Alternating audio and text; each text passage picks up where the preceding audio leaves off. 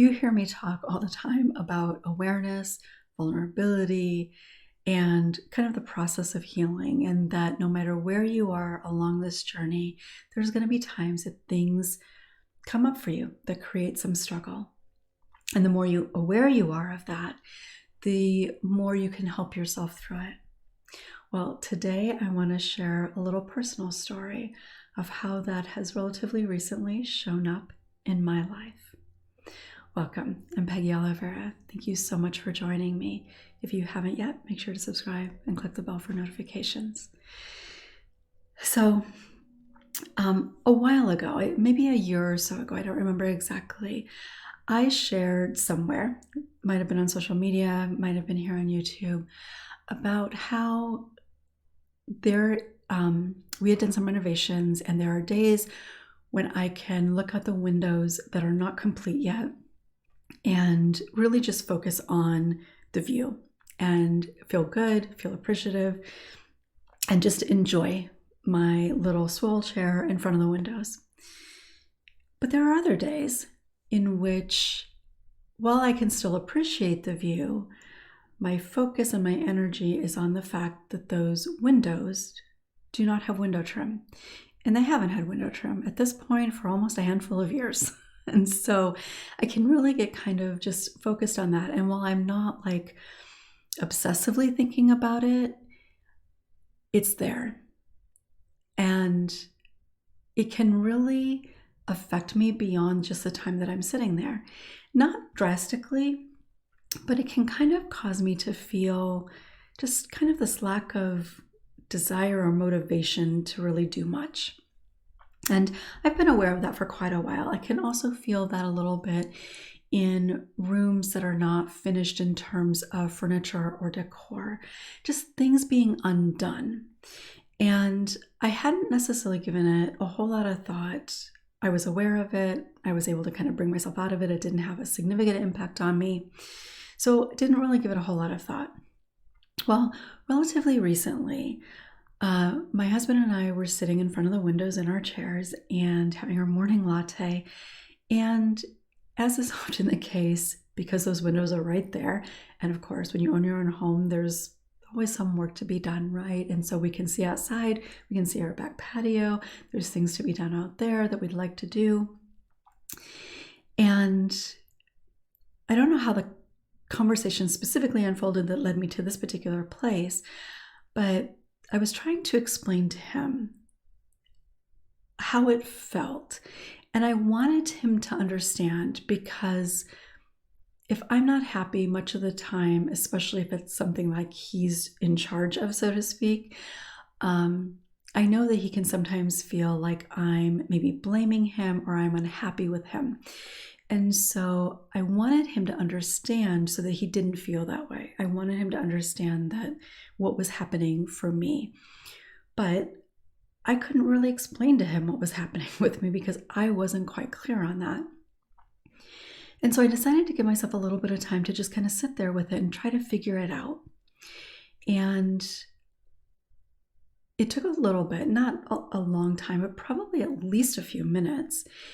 And I recognized that there was almost like this sense of powerlessness in those moments when I'm focused on the fact that there's no window trim on the 4 windows, that it can leave me feeling somewhat powerless. And I thought, well, that's weird.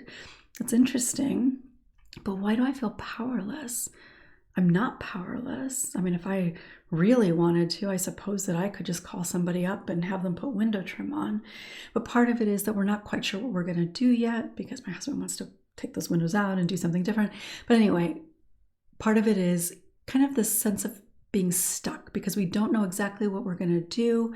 We don't know if we should put the money into and that sort of thing. So we kind of feel like we're stuck in this spot. And so powerlessness. And I thought, but that's weird because I'm really not powerlessness. And it certainly doesn't seem like it should have that kind of an effect on me. So I reflected a little bit more and I realized that seeing all that window trim that is missing,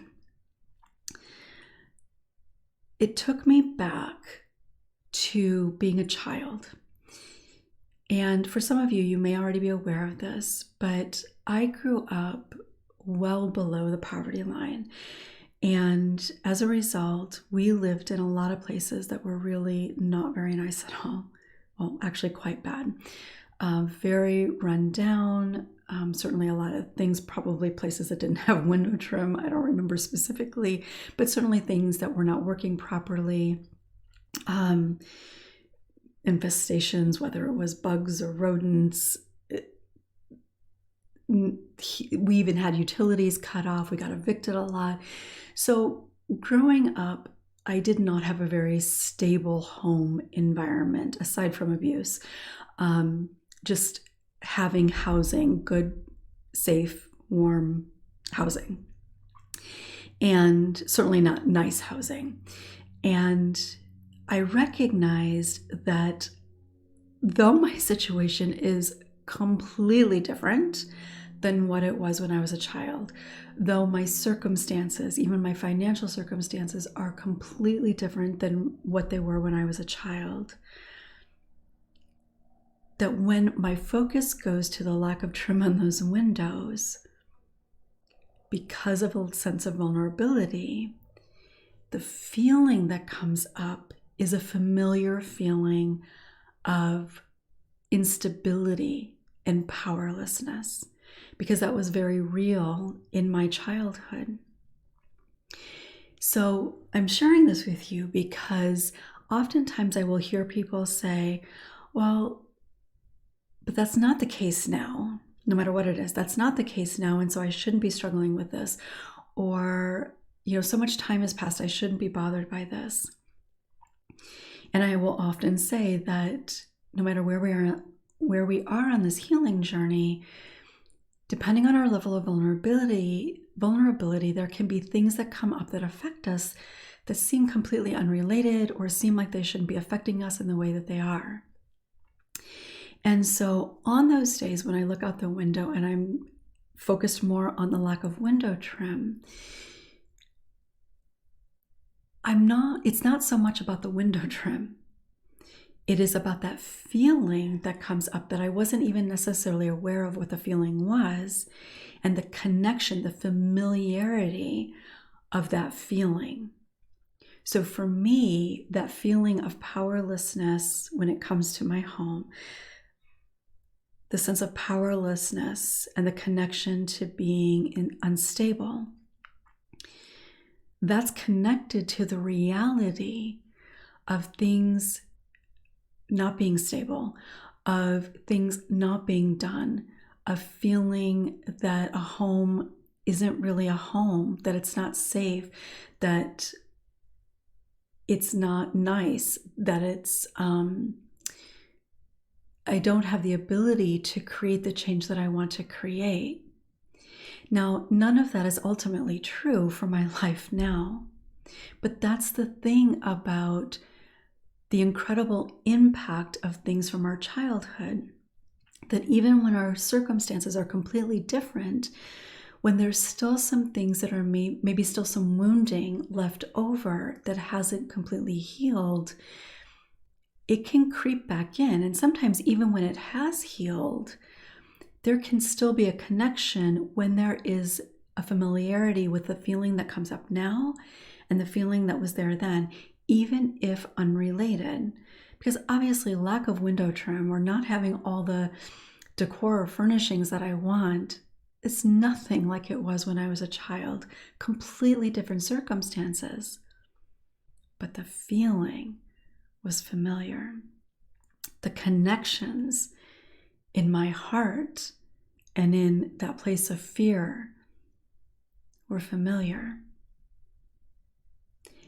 So once I recognized that and I was able to see that, there was a tinge of, I wouldn't say sadness specifically, not that significant, but certainly something along that spectrum of sadness. But then there was also this like, wow, that explains it. That really makes a lot of sense. And then from that place, recognizing that, okay, if that happens again, I can be really intentional about doing some grounding into the reality of the stability in my life, and ultimately even the gratitude for that. And not just the gratitude for the stability, but the gratitude for the home that I have and the safety that I have in my home, and that it is actually my home. Like, there's a lot that I can be very intentional about connecting to that is real and valid and true, that can help me come out of that sense of feeling powerless and unstable. And it has made a bit of a difference. It's something I can continue to practice. It's even something that I can, in my gratitude practice, instead of just thinking about that I have a home, like being able to recognize that I have a home that is mine, that I have the ability to make decisions about my home, that even if there are things that I can't do now or I'm not ready to do now, that I can make those decisions. I'm an adult now, so I can make some decisions. I own my home, so I can make those decisions. And even if financially it doesn't make sense to do it right now, or I don't have the ability to do it right now, that's something that I could choose to work toward. And that not having the ability to do it right now is not at all the same as potentially being evicted and not having a home. But the feeling, what I was dealing with, right? Because our bodies don't know the difference. That instability that might come up in that moment that I see the lack of trim, and it brings up that sense of instability, that is not the same instability that I experienced as a child. So just having that awareness, being able to connect those dots, helps me be not only intentional about doing some things to really ground into that sense of stability and power, but also bringing understanding and compassion to that little girl that still lives inside of me, that doesn't feel stable, that still has fears every once in a while that might be there about what could happen. And I think for a lot of us, these last handful of years, almost at this point, there's been a lot of uncertainty in our lives. And so thinking about that vulnerability, right? So I've recently talked about this again, and I talk about it a lot, that no matter where we are in the healing journey, our level of vulnerability affects how things are going to impact us, the intensity of feeling that might come up. And so for me, the underlying vulnerability is there's still a little girl inside of me that apparently still worries about not having a home, or not having a home that feels safe, meaning stable. And so maybe there's more work that I can do in making sure that part of myself does feel grounded. And that's what I was just referring to a few moments ago, being intentional about reminding myself of that sense of stability, and maybe even being very intentional about kind of, in a sense, talking to that little girl, addressing her and her fears and her shame even, because there was a lot of shame that I experienced as a child because of a lot of that. And I certainly don't feel shame around that now. Certainly don't have shame around my home or my life now. But that little girl within me may still have some shame. In fact, probably does, because I've never specifically addressed that within myself, the shame that was carried around what it meant to grow up in that way, because I happened to go to a lot of schools because of my grandparents' address, in which I didn't go to school with people that were in the same income bracket that I was. So there was a lot of shame. I didn't invite people over to my home, but certainly a lot of fear and uncertainty in that. So I really I'm sharing all of this because I really want you to try to keep in mind, because so often people will have this idea like, well, nothing's really going on, nothing bad is happening, why am I struggling this way? Or even, I'm not in that situation now, why does this still come up and bother me? Well, because we're human. Because oftentimes there might be some pieces that are undone still, that we might need to go back and work on healing. And that healing might be just bringing awareness, compassion, and understanding.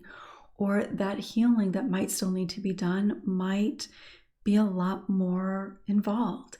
It might be that there's a new piece of information or a piece of awareness around something that there's a lot of wounding attached to that still needs healing. And neither one is better than the other. It's just what is still there.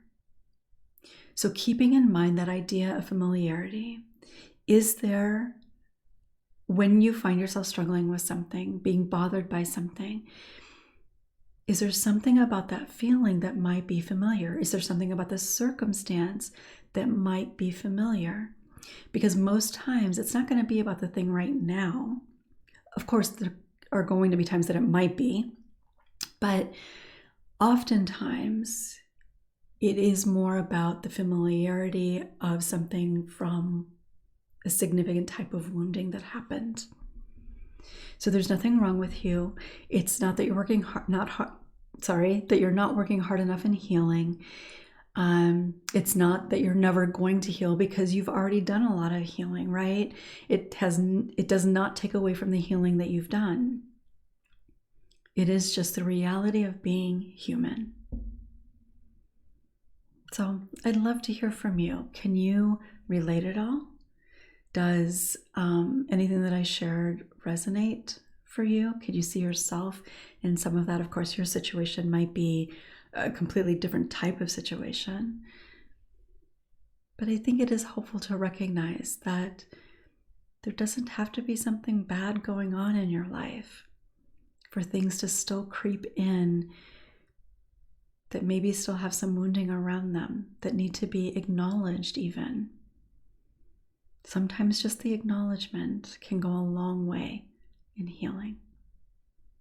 I'd love to hear from you. Share in the comments. Thanks so much for watching. Again, if you haven't yet subscribed, make sure to do so and click the bell for notifications. If you found this helpful, give it a thumbs up so other people can more easily find it. I'll look forward to seeing you next time.